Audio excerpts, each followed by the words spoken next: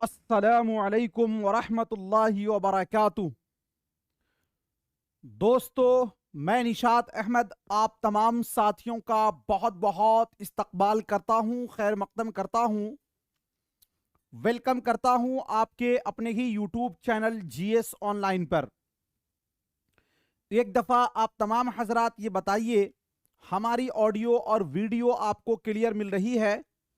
अगर ऑडियो और video clear है तो एक बार आप लोग वीडियो को लाइक करेंगे, और अगर आपने हमारे यूट्यूब चैनल जीएस ऑनलाइन को सब्सक्राइब नहीं किया है तो जरूर सब्सक्राइब करके घंटी वाले आइकन को प्रेस कर नोटिफिकेशन को ऑल कर लीजिएगा।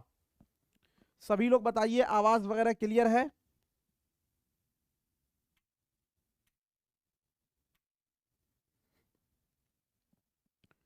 जी बताएंगे, आवाज वगैरह क्लियर है हमारी?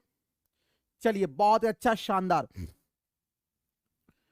आप सभी को पता है कि बीपीएससी टीआरई 2.0 का साथियों नोटिफिकेशन आ चुका है। 3 तारीख से आप लोगों का फॉर्म भरा जाएगा, और आज जो आपका है साथियों वो है 29 तारीख, और 7 दिसंबर से आप लोगों का है पेपर शुरू, एग्जाम। इसीलिए सोचिए नहीं, बिल्कुल आप तैयारी में लग जाइए, इसलिए कि तैयारी से ही आप इस मकाम को और इस मंजिल को पा सकते हैं। साथियों, इस बार जो नोटिफिकेशन है वो 6 to 8, 9, 10th, 11, 12th सभी के लिए है, और सभी का कोर्स साथियों हमारे एप्लीकेशन पे है, वहां पर जाकर आप कोर्स ले सकते हैं। दूसरी बात, एक बात और मैं बताना चाहूंगा, हमारे बहुत सारे स्टूडेंट ऐसे हैं जो कि साथियों अब तक परेशान हैं कि वो क्लास वगैरह के सिलसिले में। तो देखिए, हमारे जीएस ऑनलाइन ऐप पे आपको पीडीएफ नोट्स जो है ना जी, फाइल आपको मिल जाएगा वहां पर, और वहां पर साथियों आपको प्रैक्टिस सेट यानी कि ऑनलाइन टेस्ट मिल जाएगा, और जो साप्ताहिक टेस्ट होता है वो भी आपको मिल जाएगा वहां पर। इस तरह आपकी तैयारी अच्छी होगी। 3 टाइम क्लास चल रहे हैं। एक टाइम साथियों सुबह 8 बजे मॉर्निंग में है जी, और दूसरा टाइम जो है 2:30 पर है पीएम में, और जो तीसरा टाइम है साथियों वो आपका है 8 बजे रात में है, जो कि अभी आपको देखने को मिल रहा है। ठीक है ना? ये 3 टाइम आपको क्लास करना है। तीनों टाइम के जो क्लासेस हैं वो अलग अलग हैं।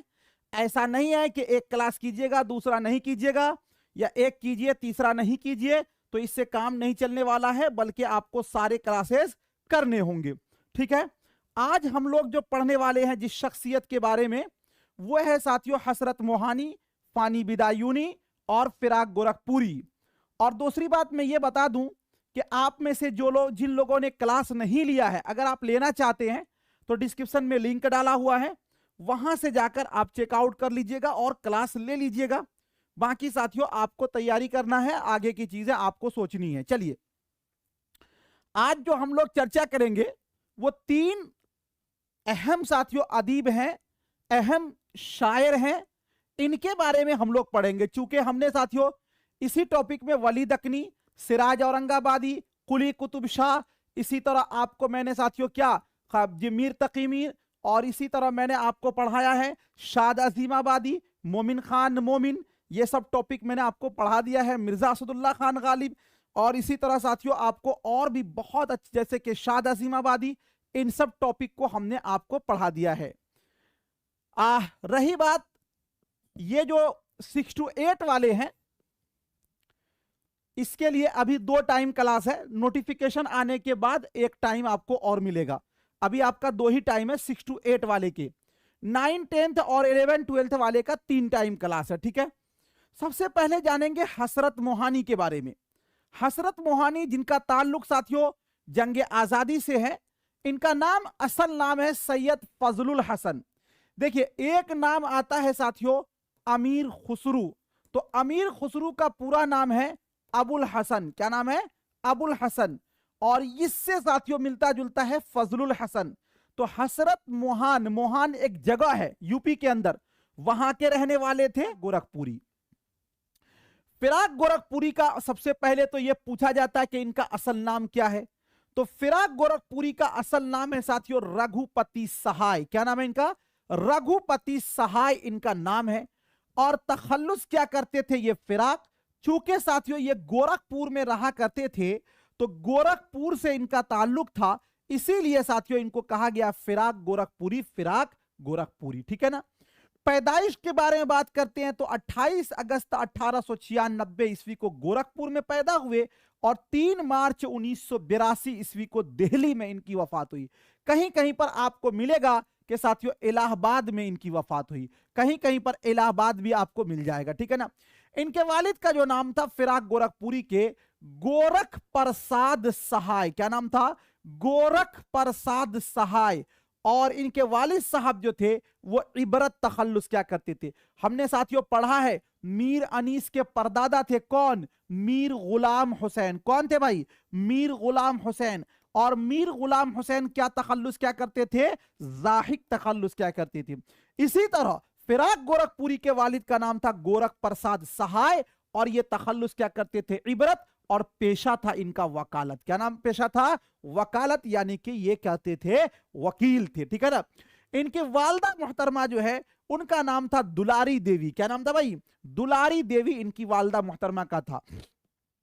फिराक गोरखपुरी ने 1915 में इलाहाबाद से FA का इम्तिहान पास किया था। इन्होंने अंग्रेजी जबान में भी महारत हासिल की और FA का इम्तिहान पास करने से कबल साथियों किश्वरी देवी से इनकी क्या हो गई थी? शादी हो गई थी।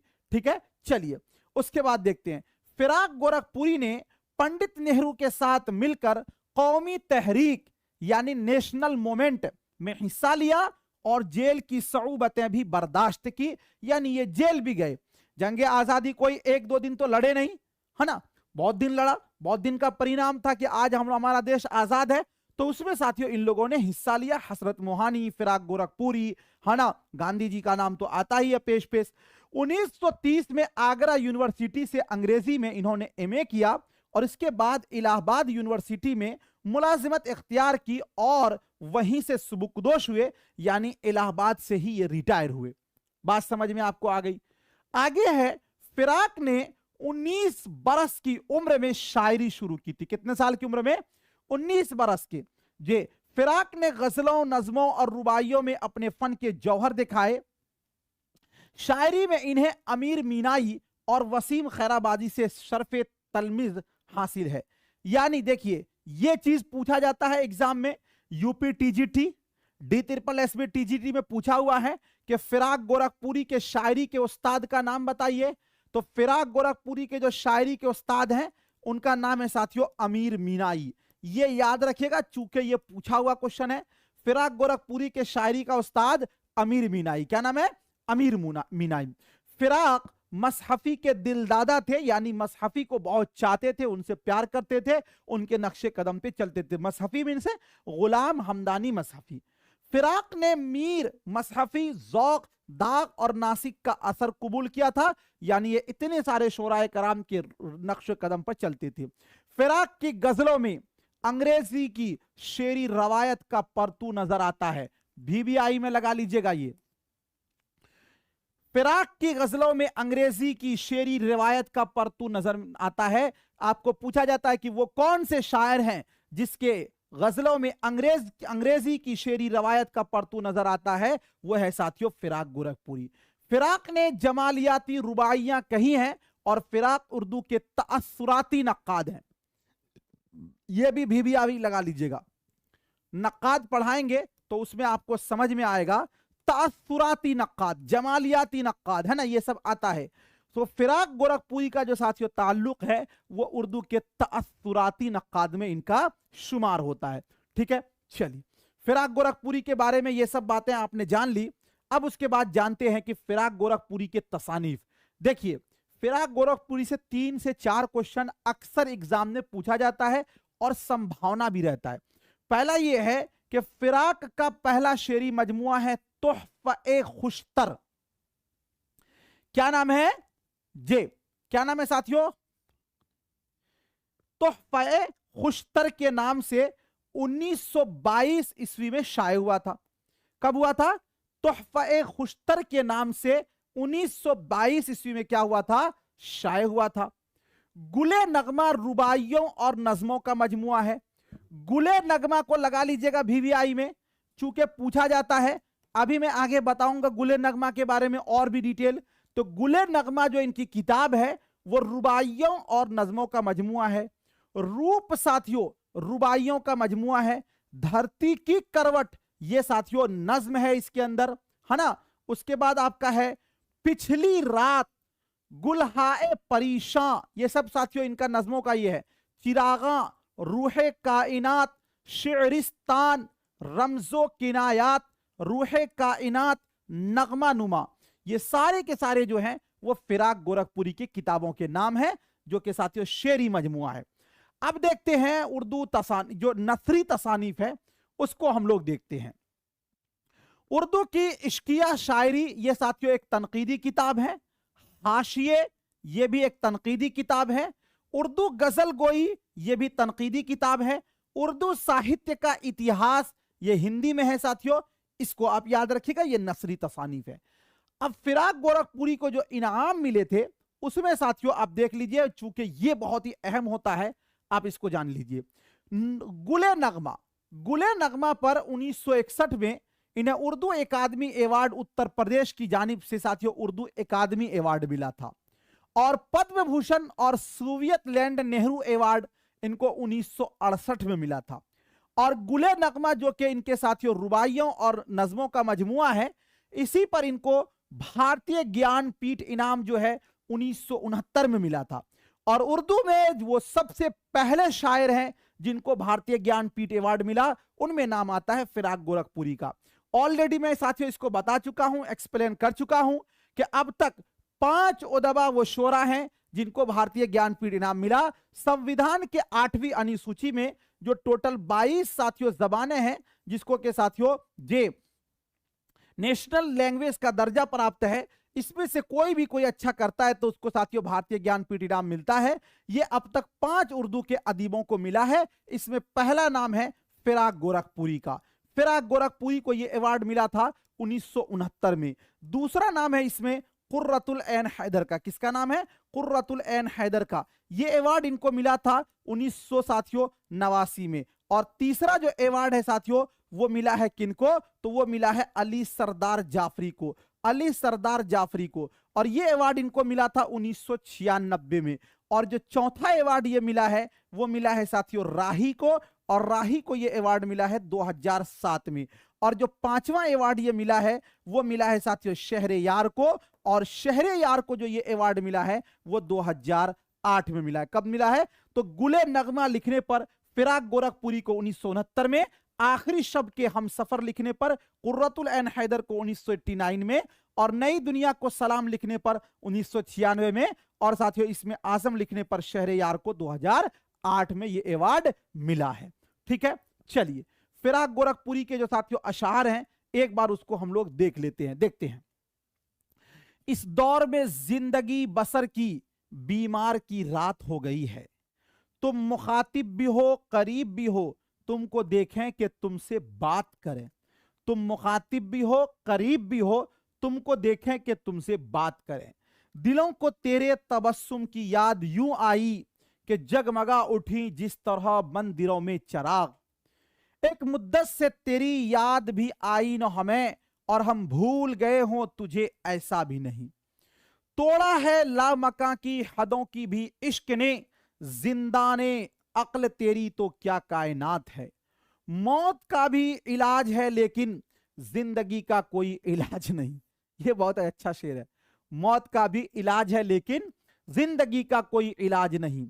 शाम भी थी धुआं धुआं, हुस्न भी थी, हुस्न भी था उदास उदास, दिल को कई कहानियां याद सी आके रह गई। ये साथियों फिराक गोरखपुरी के हमने अशार आपको बताए। अब अकवाल चूंकि इससे संबंधित आपको पूछे जाते हैं साथियों, इसको आप याद रख लीजिए। मोहम्मद हसन ने फिराक को उर्दू अदब का जॉनसन कहा है। उर्दू अदब का जॉनसन किसने कहा? किसको कहा जाता? फिराक गोरखपुरी को। किसने कहा है? तो मोहम्मद हसन ने कहा। मोहम्मद हसन ने फिराक को उर्दू शायरी का ऑस्कर वाल्ड कहा है। ठीक है ना। फिराक की शायरी हकीकी शायरी की बेहतरीन मिसाल है, यह बात कही है यगाना चंगेजी ने। मैं फिराक को उर्दू गजल का अहम सुतून तस्लीम करता हूं, यह बात कही है कलीमुद्दीन अहमद ने। अगर मुझसे पूछा जाए कि आज के शोरा में सबसे दरख्शां मुस्तकबिल किसका है, तो मैं तन्हा फिराक का नाम लूंगा। यह बात कही है नियाज फतेहपुरी ने। चूंकि नियाज फतेहपुरी इनके दोस्त थे बचपन के, तो साथियों याद रखिएगा। फिराक की शायरी हकीकी शायरी की मिसाल है यगाना चंगेजी। फिराक जैसी शख्सियतें रोज रोज नहीं पैदा हुआ करती, मजनू गोरखपुरी ने कहा है। दुनिया से जाते हुए गजल को फिराक के जिम्मे किए जा रहा हूं, यगाना चंगेजी ने यह बात कही थी। जब हम लोग भूल जाएंगे उस वक्त भी फिराक की याद ताजा रहेगी, ये बात कही है जिगर मुरादाबादी ने। किसने कही है? जिगर मुरादाबादी ने। जिगर मुरादाबादी ने किसने कही है? जिगर मुरादाबादी ने। साथियों, अभी यहां तक जो हम लोगों ने पढ़ा है, एक नंबर में हमने आपको पढ़ाया है हसरत मोहानी के बारे में। किसके बारे में पढ़ाया? हसरत मोहानी के बारे में। दूसरे नंबर में साथियों हमने आपको पढ़ाया फानी बिदायूनी के बारे में। किसके बारे में? फानी बिदायूनी के बारे में। और तीसरे नंबर में साथियों हमने आपको पढ़ाया किसके बारे में? फिराक गोरखपुरी के बारे में। किसके बारे में? फिराक गोरखपुरी के बारे में।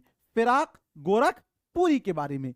ये तीन साथियों जे शोराए कराम के बारे में आज हमने आपको पढ़ाया है। और इसको साथियों एक बार आप देख लीजिएगा। वीडियो कैसा लगा एक बार बताइए, लेकिन उसके बाद कि आप जाएं उससे पहले साथियों एक चीज आप समझ लीजिए पहले, तब आप जाइएगा। वीडियो को लाइक कर दीजिएगा, कुछ चीजों को हम रिवीजन करेंगे तो आसानी हो जाए। बहुत सारे लोग ऐसे हैं जो लोग कहते हैं कि हम सिस्टम पे यानी व्हाट्सएप लैपटॉप पे या पीसी पर हमको टेस्ट देना है, तो टेस्ट कैसे देंगे उसके लिए बता दीजिए। देखिए, थैंक यू सो मच, बहुत बहुत शुक्रिया। मिलता हूं फिर आपसे नेक्स्ट टाइम नेक्स्ट वीडियो के साथ। जब तक के लिए खुदा हाफिज, शुक्रिया, ऑल द बेस्ट। किसी को और कुछ? सर डेट ऑफ बर्थ है, डेट ऑफ बर्थ के चक्कर में मत पड़िए, हम उसको याद करा देंगे। और आपकी पढ़ाई हुए तो पूरा करना कितना मुश्किल होता है और किताब पढ़ना कितना टफ हो जाएगा। अब क्या करूं हम लोग? सीजीएल क्लास कब शुरू करते हैं? 7 बजे है सर। मार्कशीट फॉर्म भर सकते हैं या सर्टिफिकेट जरूरी है? वो आएगा ना नोटिफिकेशन, तब आपको। ईडब्ल्यूएस और एनसीएल दोनों अलग अलग है ना। एनसीएल ईडब्ल्यूएस वाले का थोड़ी बनता है। एनसीएल बनता है जो अत्यंत पिछड़ा वर्ग है उसका बनता है। सिलेबस अभी आया नहीं है, हम कौन सा सिलेबस आपको शेयर कर दे। देखिए, आप अब पूछते हैं तो मैं आपको यही बताता हूं। बीपीएससी ने एक सिलेबस जारी किया था पिछली बार। उन्होंने कहा था कि एससीईआरटी का बुक पढ़ लीजिए, एनसीईआरटी का बुक पढ़ लीजिए, यही सिलेबस था उनका। तो साथियों, जैसे ही उन्होंने सिलेबस जारी किया, हमने लगभग 3000 समथिंग लगा था दिल्ली से, आप ही के जैसे एक स्टूडेंट है उनको कहा और सारे बुक को हमने मंगा लिया। उतना बुक को पढ़ने में हालत खराब हो गई, लेकिन चूंकि तो हमको तो पढ़ाना है, सबको मिलाकर मटेरियल मवाद जमा करके आपको बता रहा हूं। लेकिन रहा सवाल कि बीपीएससी के द्वारा या बिहार गवर्नमेंट के द्वारा कोई ऑथेंटिक सिलेबस नहीं है कि इसी के अंदर से होगा, तो इसका मतलब यह होता है कि आपको मुकम्मल उर्दू पढ़ना होगा। अब मुकम्मल उर्दू में क्या होता है?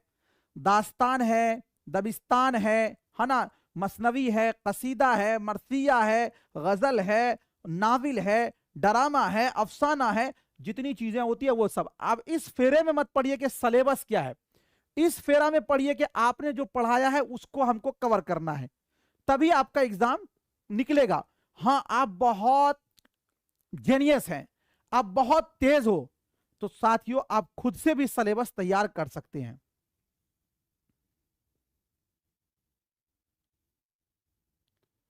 ठीक है?